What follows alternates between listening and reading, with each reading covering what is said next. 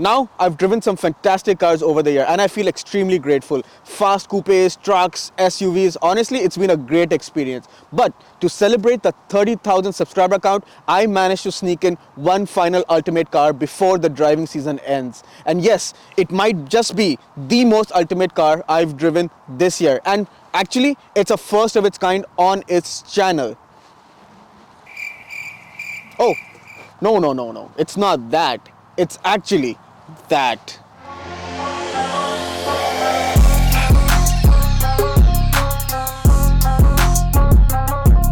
Zero to 100 in 3 seconds, 575 odd horsepower, 4-liter bi-turbo V8. Yes, there can be none other. But welcome everybody then to the 2024 Mercedes AMG GT63 two-door coupe.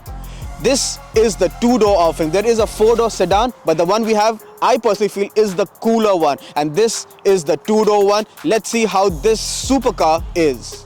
So, the AMG GT, what is it exactly? Well, it's Mercedes' supercar offering from a very long time. However, this is the latest offering. And if you've seen the previous one, you can instantly tell that this is the latest version of the AMG GT, which is now called the 63. So it still has the huge Pan America grille. I'm not even sure if it's called the Pan America grille anymore, but I love this design. And I think this silhouette of the body, this grille works the best. I know they've launched it in a host of other cars, including their SUVs, but this grille just works with this design. You have the long hood, obviously, to accommodate the very big engine. You do have a low slip as well, and this has the optional carbon pack. So you can see it has a very beautiful carbon lip as well.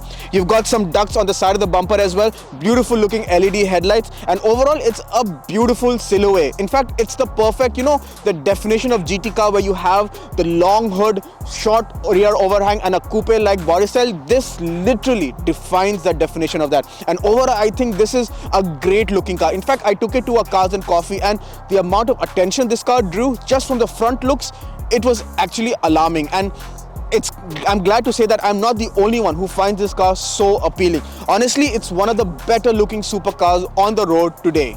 The side profile of the AMG GT63 is the typical two-door sports car supercar look, which I really adore. You have the long hood, a slanting roof, and then you have a short rear overhang as well. You've got big doors and a fuel filler cap as well. And since this has the carbon pack, so you have carbon side skirts, carbon mirrors, and they look really good. You do have also functional vents on the fender, which has the badging. So this has the V8 bi-turbo 4MATIC Plus mention. And overall, it's a very, very cool side profile. In fact, if I would say rear window onwards, it actually reminds me a lot of the Porsche 911, which is no bad thing because personally I'm a huge fan of the car. So anything that reminds me of that is a win. When you come to the rear of the AMG GT63 is when you realize they have updated the rear. And yes, this is the newer version because this has an all LED unit and it has different pieces in the tail light. So when it illuminates, it looks very, very cool. You do have some badging, so you do have the GT63, you do have the AMG logo as well, and since this has the carbon pack, you do have a huge carbon diffuser, which is again just so cool, and it breaks the monotony with this paint, which again I have to say I'm not a big fan of silver cars, but this silver just works. It looks so good, and in the sunlight like how we are right now, it just pops and it looks so good. Sometimes on camera it might even pass off as a matte color, which is again a very unique perspective that you can get when you look at this car. You do have these bumper extensions, which is again exclusive to the North American cars, which I don't like. If you can remove it, please remove it, because that would make the rear profile of the car just that much more cleaner. You do have a retractable spoiler as well, which again pops out with the press of a button, which I like it. Sometimes when I drive it, I like to keep it open because hey, it just looks cool.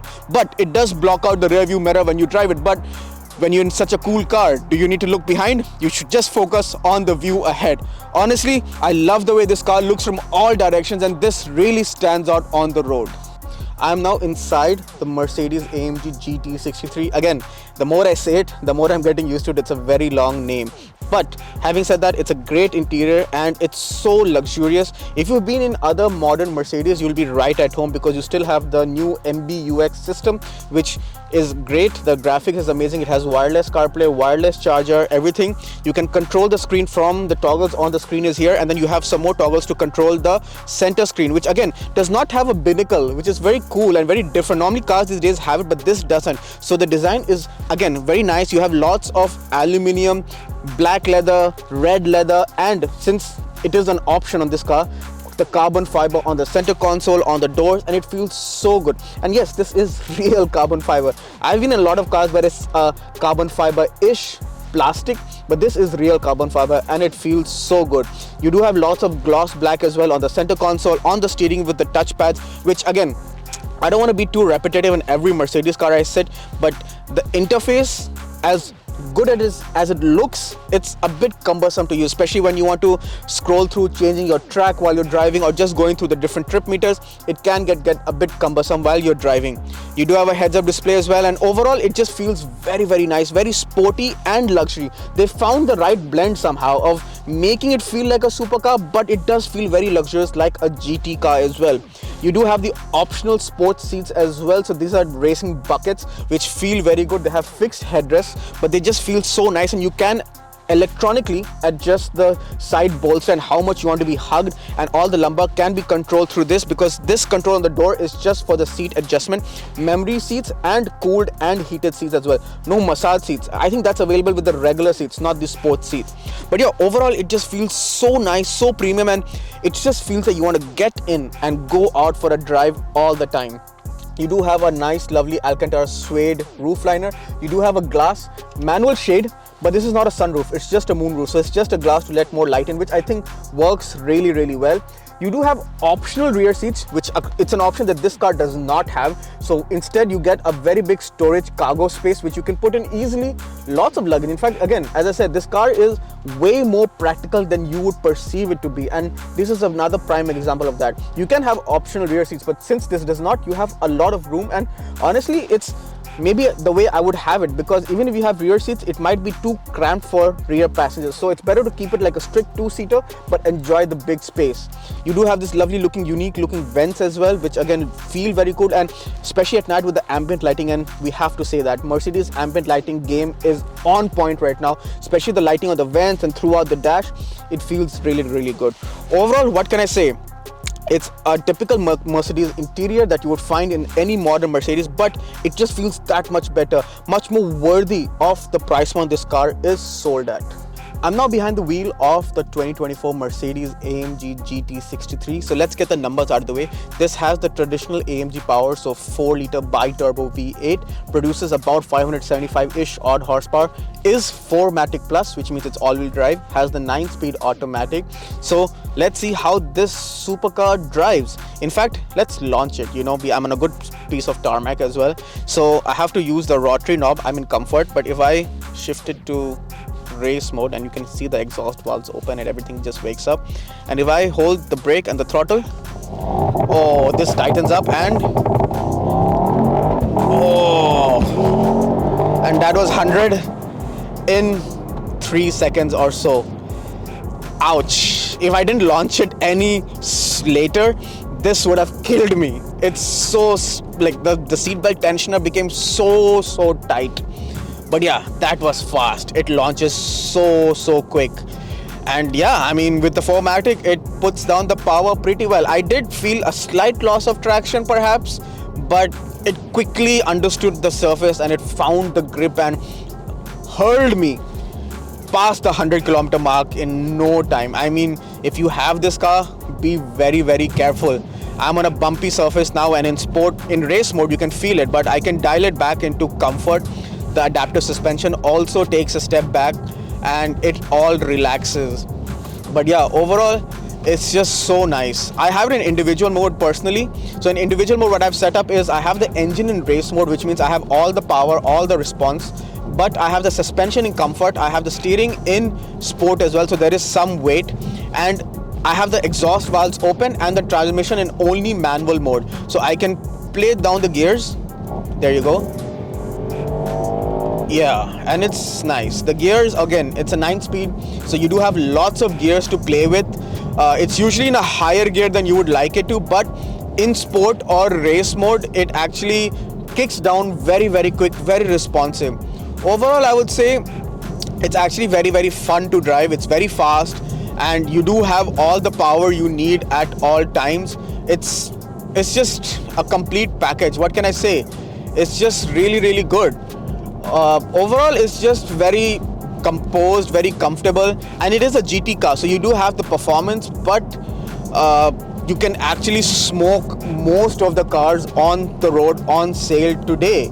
It's just that complete of a package, and since it is 4MATIC Plus, you can perhaps even try winter driving it, if you can find the winter tires, that is.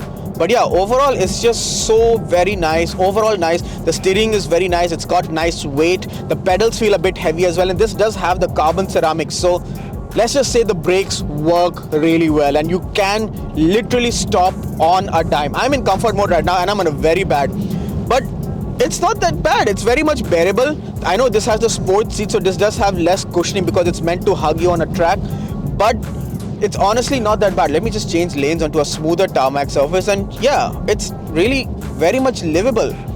Fuel economy, I know it's not something you need to discuss in a car of this caliber, but let's just address the elephant in the room. In the city, I've been getting 30 liters per 100, and on the highways you can get about 12 to 15 liters. So overall combined, I've been averaging about 24 liters per 100. But you don't buy this car for economy, right? If you want to buy this economy, you do have smaller variants now, which is called the AMG GT43 or 45 if I'm not wrong, which has the 2-liter turbo. That's what you should get if you're looking for economy. But if you want power and noise, this is where it is at.